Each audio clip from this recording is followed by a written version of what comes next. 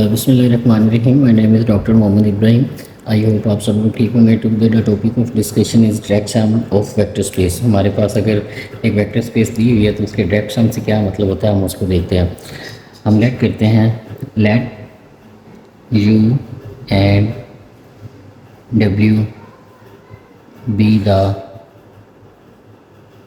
To subspaces of a vector space set V. हमारे पास you और W जो है ये कोई सब स्पेसिस है किसी भी वेक्टर स्पेस वी की। Then U and W are set to be direct sum of V. हमारे पास u और w जो दोनों वेक्टर सब स्पेसिस हैं, इसको हम डायरेक्ट सम कहेंगे किसी भी वेक्टर स्पेस v का इफ़ एंड ओनली इफ़ हमारे पास ये दो कंडीशन अगर इसके अंदर सेटिस्फाई हो जाती है। पहली कंडीशन हमारे पास ये है कि अगर हम u प्लस w लें, मतलब अगर हम सब स्पेस जो है u और सब स्पेस w जो है उनका सम लें, सम ऑफ दीज टू स्पेसिस लें, तो वो पूरी वेक्टर स्पेस v को जनरेट करें, या इनका सम जो है पूरी वेक्टर स्पेस v को बनाए।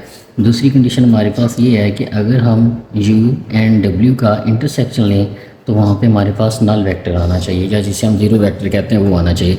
तो अगर कोई दो सब स्पेसिस किसी भी वेक्टर स्पेस v की ये कंडीशन सेटिस्फाई करती हैं, पहली कंडीशन और दूसरी कंडीशन, तो हम ये कह सकते हैं कि वो दो जो स्पेसिस हैं वो हमारे पास डायरेक्ट सम बनाते हैं किसी भी वेक्टर स्पेस v का।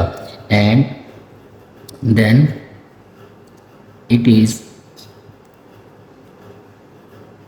इज़ डिनोटेड बाय, इसको हम डिनोट कैसे करते हैं, u इंटू डब्ल्यू। हम इसको इस तरह से डिनोट करते हैं अगर u और w डायरेक्ट सम बना रही किसी भी वेक्टर स्पेस v का। तो इसकी एग्जांपल की तरफ मूव करते हैं ताकि हम इसको अच्छे तरीके से समझ सकें। तो एग्जांपल की तरफ चलते हैं। हमारे पास एग्जांपल दी हुई है, क्वेश्चन है या एग्जांपल कह सकते हैं। Let u is equal to x, y, z such that x is equal to y is equal to z and w set is defined as 0, x, z, 0, x, y such that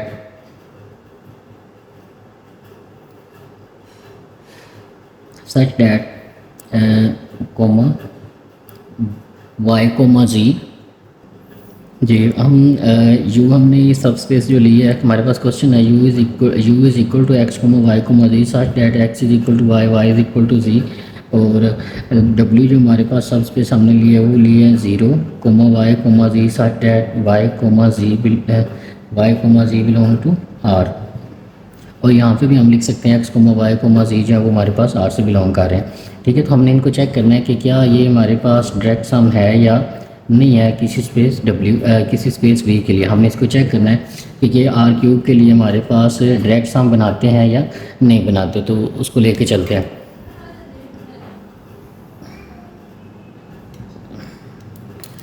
तो सबसे पहले हमारे पास अगर हमने इनको r³ की सब स्पेस जो है शो करवाना है, r³ की हमने इसको डायरेक्ट सम शो करवाना है, तो इसका मतलब ये हुआ कि अगर हम u प्लस w लें तो इसको r³ के इक्वल आना चाहिए। तो अगर हमने u प्लस w को r³ के इक्वल लेके आना है तो इसको प्रूव करने के लिए हमें दो प्रॉपर्टीज़ इसके अंदर प्रूव करनी पड़ेंगी। सबसे पहले हम ये प्रूव करेंगे कि u प्लस w जो है वो कंटेन इन r³ है, और इसी तरह फिर हम ये भी प्रूव करवाएंगे कि r³ का जो एलिमेंट है वो हमारे पास u प्लस w के अंदर कंटेन करता है। ठीक है, तो ये दोनों चीज़ें हमें प्रूव करवानी पड़ेंगी। तो सबसे पहले हम पहला पॉइंट लेके चलते हैं। हम लेट कर लेते हैं कि कोई भी जो एलिमेंट है हमारे पास ये लेके चलते हैं कि एक ट्रिपलेट हम ले लेते हैं जो कि हमारे पास r³ से बिलोंग कर रहा है। हम इसको शो करवाते हैं कि वो u प्लस w के अंदर पड़ा हुआ है, या u प्लस w की फॉर्म में लिखा जा सकता है। तो उसको प्रूव करने के लिए हम एक ट्रिपलेट हमने लिया है। लेट कर लेते हैं कि हमारे पास जो वैल्यू है x1, y1, z1 1 की फॉर्म में पड़ी है। इसको अपनी आसानी के लिए हम ऐसे ले लेते हैं। ठीक है, तो इसको लेके चलते हैं। ठीक है, ये हमारे पास आ जाएगा x1, y1, z1 ठीक है। तो हम इसको u प्लस डब्ल्यू की फॉर्म में लिखते हैं। तो हम लिखते हैं x1 y1 comma z1 that is equal to, हम इसको लिख सकते हैं x1 प्लस ज़ीरो, ये जो y है इसको हम लिखते हैं y1 plus x1 minus x1, और इसी तरह z1 को हम लिखते हैं प्लस x1 माइनस x1। ठीक है। तो इससे ही करने से हमें क्या होगा वो हम देखते हैं। अगर हम x1 के अंदर ज़ीरो ऐड करें तो पहला जो एलिमेंट है वो बनेगा, x से x कैंसिल हो जाएगा, y1 दूसरा एलिमेंट पड़ेगा। ठीक है।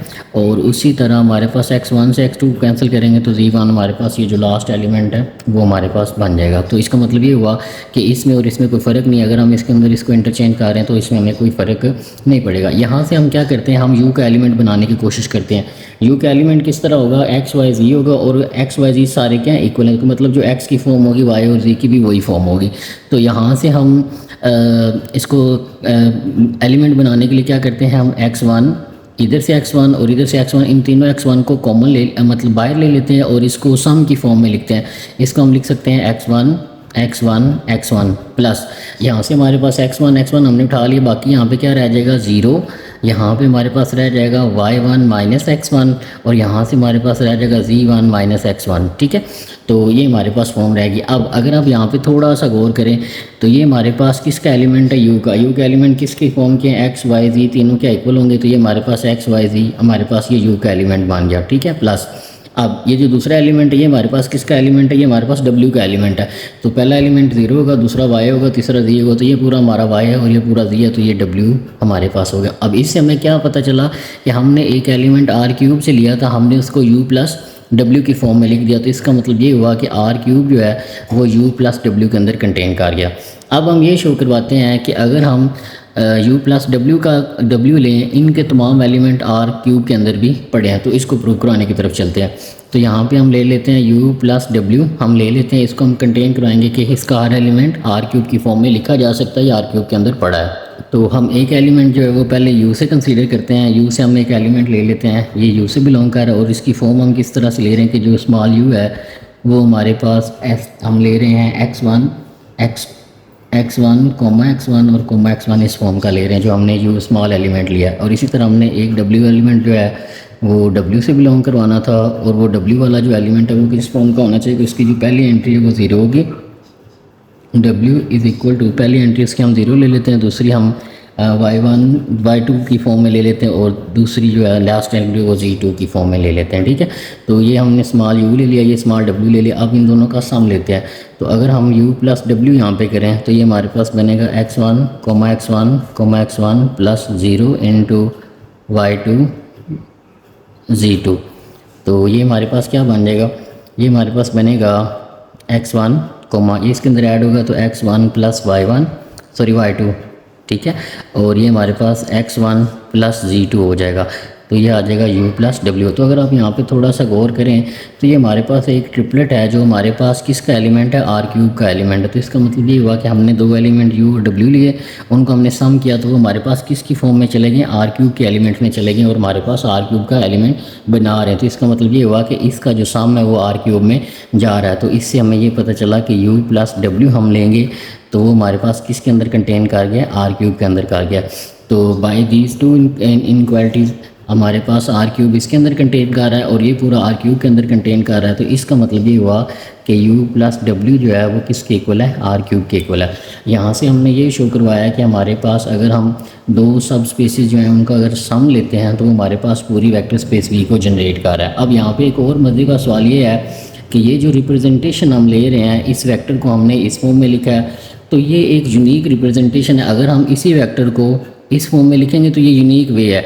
हम इस वेक्टर को इसी तरह की फॉर्म में किसी और फॉर्म में नहीं लिख सकते। अगर हम हमारे पास इस वेक्टर के लिए दो रिप्रेजेंटेशन इसी तरह की होल्ड कर जाएंगी तो वो यूनिक नहीं होगा, तो वो हमारे पास डायरेक्ट सम नहीं बना सकता। अब वो यूनिक क्यों नहीं होगा उसको हम आगे एक एग्जांपल के साथ देखेंगे। ठीक है। तो यहाँ से सबसे पहले हमने ये प्रूव करवाया है कि u प्लस वी जो है वो v के इक्वल आ गया और पूरी ये वेक्टर स्पेस के इक्वल आता है। अगर हम दोनों सम बेसिस का सम लें तो वो पूरी वेक्टर स्पेस v को बना रहा है। ठीक है। अब हमने ये चेक करना है कि क्या इन दोनों स्पेसिस का अगर हम इंटरसेक्शन लें तो क्या वो नल सेट या ज़ीरो वेक्टर आता है या नहीं आता, उसको चेक करते हैं। तो उसको चेक करने के लिए हमारे पास हमने इनका इंटरसेक्शन लेना है कि वो ज़ीरो के इक्वल आएगा। तो हमने ये शो करवाना है u intersection w is equal to 0 vector. तो हम सबसे पहले ये कर लेते हैं कि हम कोई एक अल्फ़ा कंसीडर कर लेते हैं कि जो हमारे पास u से भी बिलोंग कर रहा होगा और w से भी बिलोंग कर रहा होगा। तो हम लेट कर लेते हैं कि एक अल्फ़ा जो है वो u इंटरसेक्शन w में आया। तो इसका मतलब ये हुआ कि जो अल्फ़ा है वो u के अंदर भी पड़ा है और जो अल्फ़ा है वो हमारे पास w के अंदर भी पड़ा है। तो अगर अल्फ़ा जो है वो u के अंदर पड़ा हुआ है तो उसकी फॉर्म किस तरह से होगी, किस तरह की होगी, हमने ये देखा था कि उसकी तमाम एंट्रीज जो है एक्स वाई जी की वो क्या होंगी, सेम होंगी। तो यहाँ से हमारे पास अगर अल्फ़ा u के लिए बात करें, अगर अल्फ़ा जो है वो u से हम ले रहे हैं तो हमारे पास आएगा x, और अगर हमारे पास जो अल्फ़ा है वो w से बिलोंग कर रहा है तो फिर हमारे पास अल्फ़ा की जो फॉर्म है वो क्या बनेगी, 0, y, z इस फॉर्म में बनेगा। अब हमें पता है alpha is equal to alpha है, ठीक है। एक साइड पे ये अल्फ़ा लिख लेते हैं, अल्फ़ा की वैल्यू लिख लेते हैं, और दूसरी साइड पे ये लिख लेते हैं 0y इंटू z। तो यहाँ से अगर आप ये दो वेक्टर हैं ये आपस में इक्वल हैं तो इसका मतलब पहली एंट्री पहले की इक्वल दूसरी की और तीसरी के।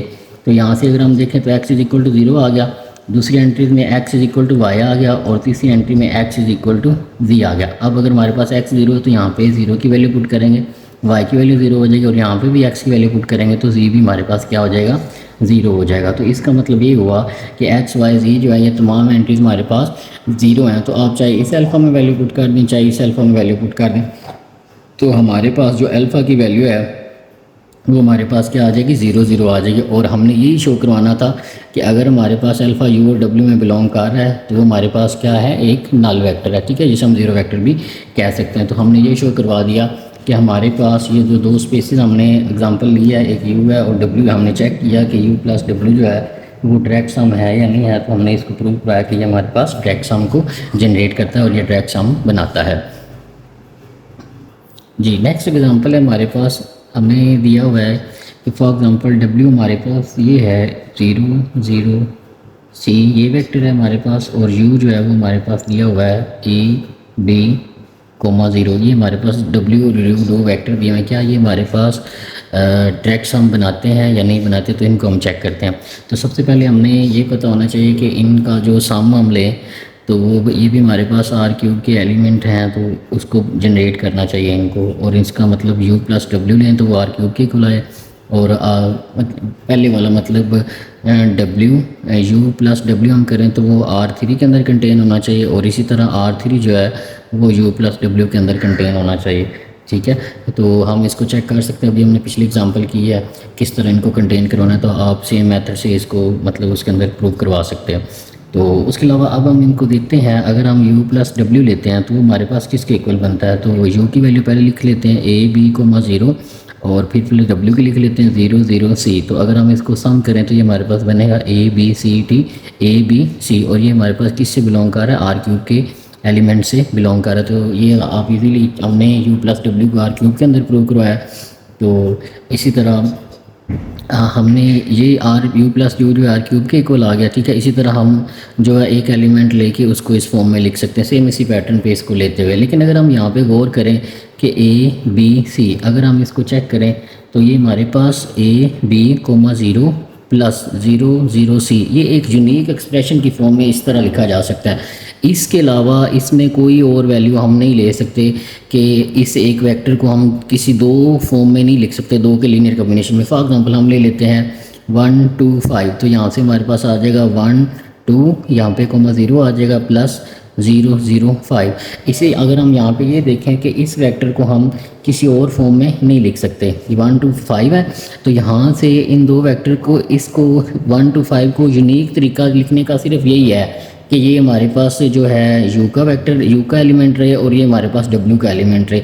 इसके अलावा इनमें कोई भी हमारे पास ऐसा तरीका नहीं है जिसमें हम क्या करें कि 1 2 5 को इनके अलावा किसी और फॉर्म में लिख सकें, ठीक है।